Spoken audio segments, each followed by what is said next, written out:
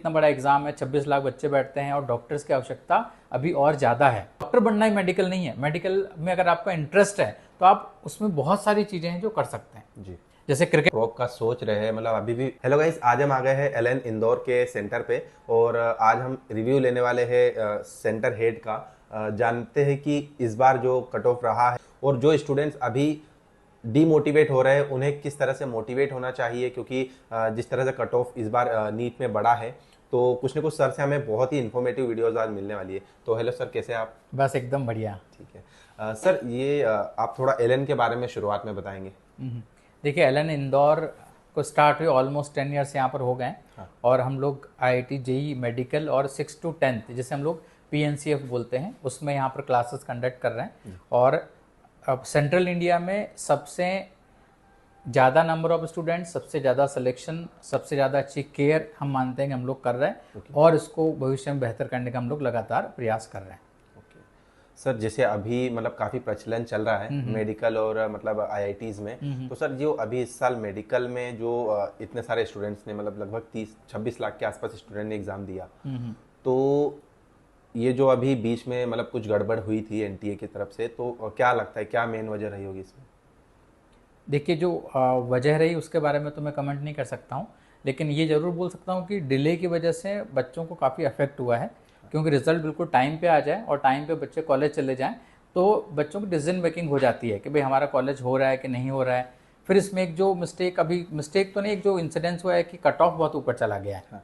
तो cut off ऊपर जाने के रीज़न तो ये है कि पेपर का जो स्टैंडर्ड लेवल रहता है शायद वो इम्पैक्ट करता है कट ऑफ को। लेकिन कट ऑफ एक्सपेक्टेड था लेट्स से 100 मार्क्स और कट ऑफ चला गया 150, 50 मार्क्स का गैप आ गया एक तरह से। तो जो गैप आ गया उसकी वजह से कंफ्यूज हो गए बच्चे कि हम ड्रॉप लें कि हमें कॉलेज मिलेगा। तो अब मेरे ख्याल से राउंड 1 क्लियर हो गया है। तो बच्चों को काफ़ी क्लैरिटी है कि भाई MP की बात करूं मैं तो लेट्स से प्राइवेट कॉलेज तक जो 552 तक मिल रहा है मान लीजिए, गवर्नमेंट कॉलेज आपका 650 आई थिंक मिल रहा है, 625 पे मिला है। तो 625 फर्स्ट राउंड में मिला है। तो अब बच्चों को अनुमान लग गया कि क्या करना चाहिए। तो अब उस पॉइंट ऑफ व्यू से बच्चों को अपना डिसीजन लेना चाहिए। और देखिए, नीड अगर इंटरनेशनल स्टैंडर्ड पे रेशियो देखें तो इंडिया को डॉक्टर्स की आवश्यकता है। और अभी आपने देखा है कुछ कॉलेजेस बढ़ रहे हैं। अभी मोदी जी ने अनाउंस किया कि कॉलेजेस और बढ़ने वाले हैं। तो मेरे ख्याल से बच्चों का भविष्य तो अच्छा है, इसमें कोई परेशानी की बात नहीं है। कभी कभी अप्स एंड डाउन्स आते रहते हैं, इसको इग्नोर करके अगले फ्यूचर की हमको अब तैयारी करनी शुरू कर देनी चाहिए। अगले साल जब भी नीट आने वाला है उसकी प्रिपरेशन करें। और जो बच्चे बाउंड्री लाइन पे हैं वो काउंसलिंग में पार्टिसिपेट करके जैसे ही डिसाइड होता है फटाफट आप अपने अगले टारगेट पे लग जाएं। मतलब अभी बच्चों को डरना नहीं चाहिए, जैसे 26 लाख बच्चे हो गए तो कोई दिक्कत नहीं है। कोई दिक्कत नहीं है। मतलब नंबर ऑफ स्टूडेंट्स तो बढ़ रहे हैं लेकिन नंबर ऑफ सीट्स भी बढ़ रही है।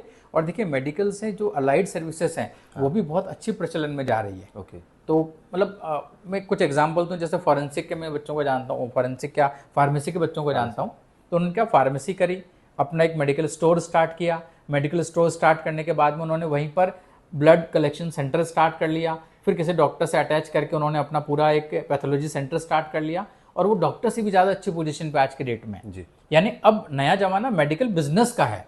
मतलब बच्चों को अगर एंटरप्रेन्योरशिप आती है, थोड़ा सा बिजनेस पॉइंट ऑफ व्यू से बच्चे फोकस करते हैं तो केवल सोच नहीं पा रहे, तो आपको क्या लगता है उन्हें ड्रॉप लेना चाहिए या नहीं, कैसे सोचे वो?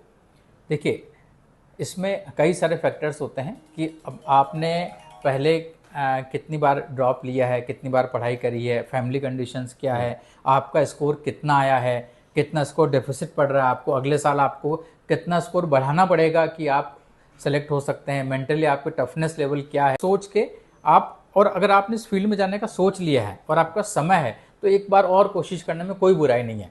क्योंकि जब कोशिश करते रहते हैं तो एक टाइम ऐसा आता है जब आप सफल होते ही हैं। तो अगर ईमानदारी से मेहनत करने का जज्बा है तो ड्रॉप आप बिल्कुल ले सकते हैं। और मोस्ट वेलकम, आप आइए, मेहनत करेंगे और पढ़ेंगे। अब उसमें इंटेलिजेंस ये होगा कि हमको क्या पढ़ना है, ये क्लैरिटी होनी चाहिए।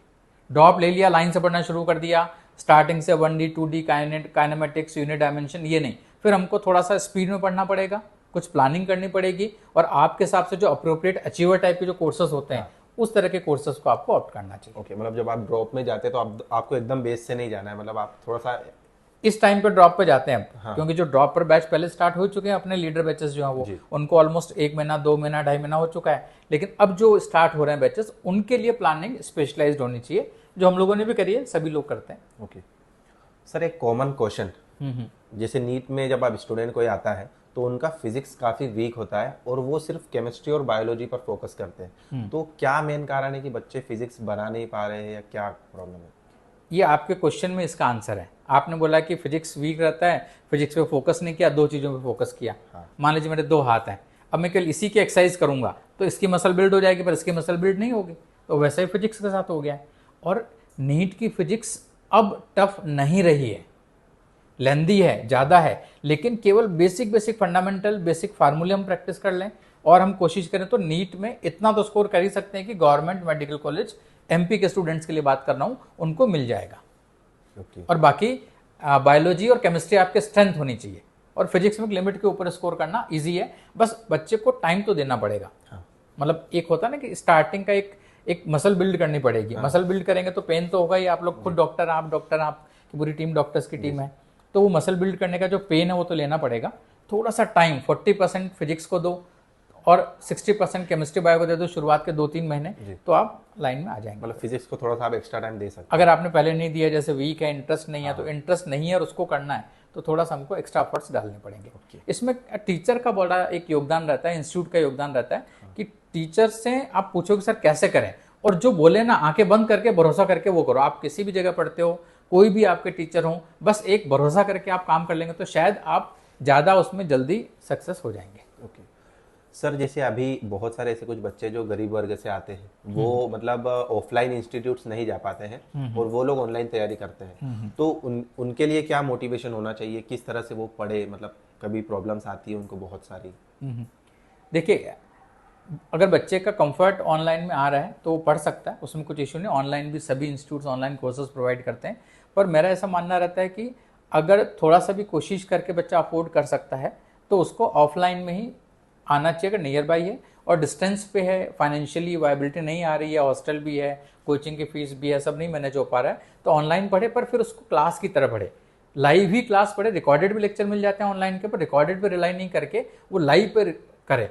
और ऐसे इंस्टीट्यूट सेलेक्ट करना चाहिए उसको ऑनलाइन में जहां पर वो अपनी बात कर सके, डाउट पूछ सके, जहां पर 100, 150, 200 बच्चों की बैच हो, जिसमें कि वो टीचर से कम्युनिकेट कर पाए, क्योंकि कम्युनिकेशन करना बहुत इंपॉर्टेंट है। वन वे कम्युनिकेशन अगर हो रहा है तो आप इंटरटेन हो सकते हैं, पर आपको इन्फॉर्मेशन मिल सकती है, पर समझना और जो डीप कंसेप्ट में जाने, स्पेशली फिजिक्स या जो सब्जेक्ट हो गए, केमिस्ट्री के कुछ टॉपिक्स, कुछ बायो के टॉपिक्स हो गए, तो टू वे कम्युनिकेशन जहां भी ऑनलाइन में मिल रहा है, गो फॉर दैट, अगर आप ऑफलाइन अफोर्ड नहीं कर पा रहे हैं तो। ठीक है सर, अभी जैसे बहुत सारे बच्चे ऐसे हैं जिनको एमबीबीएस इस साल नहीं मिलेगा, सो अपार्ट फ्रॉम एमबीबीएस कुछ ऐसे कोर्सेज मेडिकल फील्ड में जो बच्चे करके एक अच्छा फ्यूचर बना सकें? देखिए, मेडिकल में बहुत सारी अपॉर्चुनिटीज़ हैं। मतलब मेडिकल में एमबीबीएस नहीं है तो आप आयुर्वेद आज की डेट में एक ग्रोइंग फील्ड है, मतलब बहुत अच्छी फील्ड है। मेरे कुछ स्टूडेंट हैं जो मिलकर अब ऐसा स्टार्टअप करने का सोच रहे हैं कि हम जगह जगह छोटे छोटे एक पंचकर्मा के सेटअप सेट कर दें पूरे इंदौर सराउंडिंग एरिया में, फिर एक्सपेंशन करेंगे। ऐसा स्टार्टअप का आइडिया है, बहुत ब्रिलियंट आइडिया है। मेरा स्टूडेंट है गीते, पास में यहाँ पर एक विलेज में प्रैक्टिस करता है और वहाँ पर आप सर्च भी कर सकते हैं। स्टार्टअप करने का सोच रहे हैं कि हम जगह जगह छोटे छोटे एक पंचकर्मा के सेटअप सेट कर दें पूरे इंदौर सराउंडिंग एरिया में, फिर एक्सपेंशन करेंगे। ऐसा स्टार्टअप का आइडिया है, बहुत ब्रिलियंट आइडिया है। मेरा स्टूडेंट है गीते, पास में यहाँ पर एक विलेज में प्रैक्टिस करता है और वहाँ पर आप सर्च भी कर सकते हैं उसको। बहुत अच्छा उसने सेटअप सेट कर दिया, पूरा हॉस्पिटल उसने बना दिया है।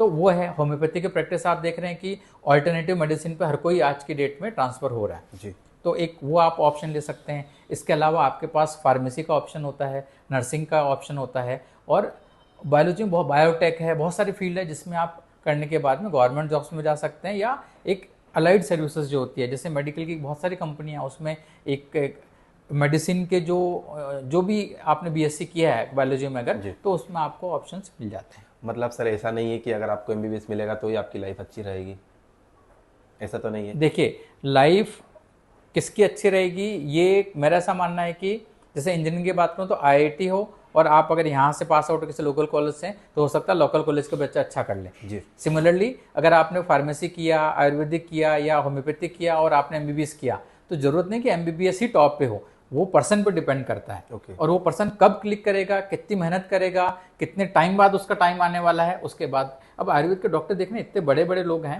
टाइम नहीं मिलता है, एक महीने का टाइम देते हैं जी सर। होम्योपैथी में यहाँ पे n नंबर ऑफ डॉक्टर्स हैं जो आपको टाइम नहीं देते हैं जी। तो हर फील्ड में जो भी मेहनत करेगा, कुछ भी फील्ड हो, जो मेहनत करेगा वो टॉप पे जाएगा, वो एंजॉय करेगा। और बस मेहनत करना ही मेरे ख्याल से एक की फैक्टर है। हाँ। बाकी तो आपकी लक है कि आप किस फील्ड में चले गए, और उस फील्ड में आगे बढ़ना आपकी मेहनत के ऊपर डिपेंड करता है। ओके सर, ये क्वेश्चन मैंने इसलिए पूछा था क्योंकि जब बच्चा नीट की तैयारी करता है उसके माइंड में सिर्फ एमबीबीएस होता है कि हमें एमबीबीएस ही करना है, लेकिन जब एमबीबीएस नहीं मिलता है तो वो इतना परेशान हो जाता है कि वो मतलब कुछ करते नहीं। बिल्कुल आपने सही बात बोली, आधा पोर्शन बिल्कुल सही बोला आपने कि जब वो एमबीबीएस सोच के आता है नीट पढ़ना है तो एमबीबीएस करना होना चाहिए, ऐसा बिल्कुल होना चाहिए। लेकिन अगर नहीं होता है तो उसको कुछ मायूस नहीं होना चाहिए, उदास होने की कोई आवश्यकता नहीं है। जी। क्योंकि जब जो कर रहे हैं उस वक्त हम पूरी मेहनत ईमानदारी से करें तो आप हमेशा खुश भी रहेंगे और आप एक्सेल भी करेंगे। जी। तो जब हम नीट की तैयारी कर रहे हैं तो हम ऑब्वियसली टॉप को सोचेंगे। हाँ। और उसके बाद मान लो हमारा हो गया, अब एचएमएस में हो गया, अब हम उसमें मेहनत करेंगे तो हम उसके टॉप में जाएंगे। जी। तो आपको लाइफ जहां पे सेट करती है वहां पे मेहनत करके अगर आप टॉप पे रहते हैं, हर एक फील्ड में जो टॉप पे रहता है वो हमेशा एक्सेल करता है। देखिए यहाँ पे जो कचरा उठाते हैं ना इंदौर में, इसकी भी कंपनियां स्वाहा करके एक स्टार्टअप है, अपने स्टूडेंट्स हैं, आईआईटी इंदौर के स्टार्टअप स्टूडेंट्स उनका स्टार्टअप है। वो कचरा बहुत बेहतर तरह से उठाते थे, तो उनको ठेका मिला। फिर कचरा उठाने में उस आईआईटी के बच्चों ने मेहनत कर उसको खाद में कन्वर्ट किया, ऑर्गेनिक खाद बनाई। ऑर्गेनिक खाद बना के उन्होंने हवन कुंड और उस तरह की चीजें बना ली। तब उनके पैकेट बिकते हैं, किलो के भाव से बेचते हैं वो कचरा। तो उसने अच्छा काम किया तो आगे एक्सेल कर रहे हैं। तो आप कुछ भी फील्ड में जाओ, कुछ भी करो, बस अच्छा करो, मेहनत करो, लगातार मेहनत करो। उसमें टाइम लग सकता है लेकिन आप सक्सेस जरूर हो जाओगे। ठीक है सर, एक जैसे बच्चे जब एलएन में आते हैं, मतलब अलग अलग फैमिलीज से आते हैं, तो एक छोटा सा प्रेशर लेके भी आते हैं शुरुआत में कि हमें ये चीज करना है। लेकिन जब शुरुआत में उनके नंबर नहीं आते हैं तो उसके बाद में जो पेरेंट्स भी कभी ना कभी उन्हें टच करते रहते हैं कि आपके मार्क्स इतने क्यों आ रहे हैं, कितने क्यों तो बच्चे परेशान हो जाते हैं। तो उस प्रेशर से कैसे बच्चा खुद को रिलीज करे? ये एक बिल्कुल ठीक बात है। जब स्टूडेंट्स यहाँ पर आते हैं तो एक उम्मीदों के साथ आते हैं, और जनरली जो बच्चे आते हैं वो अपने स्कूल के टॉप 20 रैंक में, टॉप 10 रैंक में जनरली रहते हैं। तो उनको ऐसा लगता है हम तो अपने स्कूल के किंग हैं। हाँ। और जब यहाँ पर आते हैं तो सभी स्कूलों के टॉपर्स यहाँ मिलते हैं, तो एक अलग ही कॉम्पिटिशन उनको हो जाता है। तो थोड़ा सा लगता है कि हम कहाँ पर स्टैंड कर रहे हैं, क्या स्टैंड कर रहे हैं, फिर पेरेंट्स का भी प्रेशर आता है। हाँ। और ये थोड़ा सा अभी ज़्यादा हो गया है, ऐसा मुझे फील आता है। तो उसमें पेरेंट्स के लिए भी मैसेज रहेगा कि पेरेंट्स भी बच्चे को ये बोलें कि आपकी मेहनत करो, आप रिजल्ट मैटर नहीं करता है। आप मेहनत करेंगे तो रिजल्ट अपने आप जो भी आएगा उसमें आप भी खुश रहेंगे, आपके टीचर भी खुश रहेंगे और पेरेंट्स भी खुश रहेंगे। दूसरा, किसी बच्चे को ऐसा लगता है तो हमारे पास ऑन बोर्डिंग, हमारे रोल के ऊपर कुछ काउंसलर्स हैं, साइकोलॉजिकल काउंसलर्स हैं। हाँ। जैसे पलाश सर यहाँ पर हैं, तो उनके पास आके बच्चे मिल सकते हैं। कुछ हमारे एक्सपर्ट टीचर्स हैं जिन्होंने कुछ साइकोलॉजिकल कोर्सेज भी पढ़े हैं अपने कोर्स के बाद। किसी ने मान लीजिए कुछ